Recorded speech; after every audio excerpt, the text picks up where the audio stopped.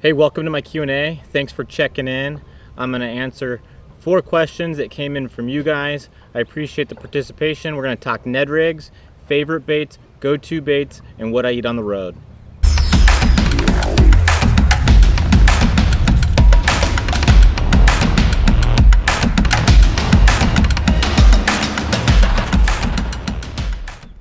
The first thing we're going to talk about is Ned rigs. I was asked to put out some information on helpful hints for the Ned rig. I like to fish the Ned rig on a spinning rod. The Ned rig is essentially a finesse technique, and I like to use a Powell Max or Powell Endurance 732 spinning rod. I use a braid mainline on my spinning reel with an 8-pound fluorocarbon leader if I can get away with the 8-pound test. I like the 8-pound test better than lighter lines because a lot of times with the Ned rig you're going to be fishing around rocks, and it also allows me to set the hook a little bit harder than I would on a typical drop shot setup. I pour my own Ned rigs, but I also have used the traditional Ned rigs. I like to pour my own because I can put a little bit wider gap hook in the mold. The bait that I like to use with the Ned rig is half of a true center stick by X-Zone Lures. I cut the bait in half and I use the tail side. I like to super glue the bait to the actual lead head so that way I can get more performance or more fish out of that one bait alone. One thing that I found is really beneficial with the Ned rig is that you can fish it shallow, you can fish it deep, and you can also fish it a lot faster than you can a drop shot. One thing to keep in mind is the Ned rig is a finesse technique, so you're going to be using light line, so you want to be careful not to set the hook too hard and break off on the hook set, or fight the fish too hard and break off because your drag's not set correctly. Question number 2 is, what's your favorite bait and why?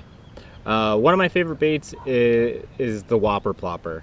It's a topwater bait if you don't know what a Whopper Plopper is, and who doesn't like to catch them on a Whopper Plopper? The Whopper Plopper, you can cover tons of water with it, you can cast it a mile, and when the fish eat it, it's an awesome bait to watch those strikes come in. One thing with the Whopper Plopper is when you cast that thing out and you're reeling it back in, you want to keep your rod tip high to keep that bait up out of the water to get that tail to give a lot better action. My favorite technique has got to be a Carolina rig. I can cover a lot of water with the Carolina rig, and I can cover all different depths, shallow, mid, deep. I can cover it all with the Carolina rig. I've caught a lot of big fish on it, and it also catches a small fish. So even if you're just looking to catch that limit, it's definitely a technique to try. But if you're going for a big bite, you know, you could upsize those baits that you have on the Carolina rig, and you can catch some good ones as well. I fished a team tournament years ago, and my team partner and I caught 27 pounds on the Carolina rig. We only got second. It was an epic day out on the water, and that's probably where I fell in love with the Carolina rig. The next question I'm going to answer is, what is your go-to bait? I gotta say, my go-to bait right now is probably a drop shot, but like I said earlier, the Ned rig is right up there as well, because I can fish the Ned rig a little bit faster, but when the fishing's tough, it's hard to beat a drop shot. Fishing a drop shot is definitely not my favorite way to catch them, but if the fishing's tough, I'm gonna do what I have to do to catch those fish. The rod that I like to throw a drop shot on is a Powell Max 3D 711 medium light spinning rod. The Powell Max 3D rods are no longer being made. However, the Powell Endurance series that's out now would be an awesome option as well. Like the Ned rig, I like to use braid as my main line with a fluorocarbon leader. I prefer to use 6-pound test on my drop shot on the leader, but if I have to, I will downsize and go lighter than 6. The connection knot I like to use with my braid to fluorocarbon is a uni to uni knot. I also like to use a 1/4 ounce weight if I can get away with it, because it's another way that I can cover different depth ranges. I can throw it shallow, I can throw it deep, and I can still feel the bottom.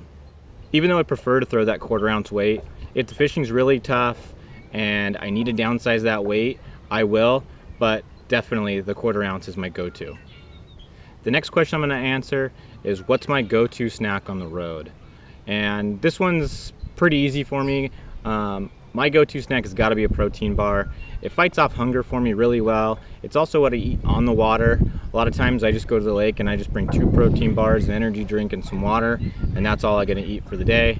I typically don't spend a lot of time eating while I'm fishing, and I typically don't eat much at all while I'm fishing on the water either. One thing I did discover on my way home from my last tournament at Havasu was that eating sunflower seeds really kept me more alert and more awake than eating a candy bar or a soda late at night like that, and it had to be healthier.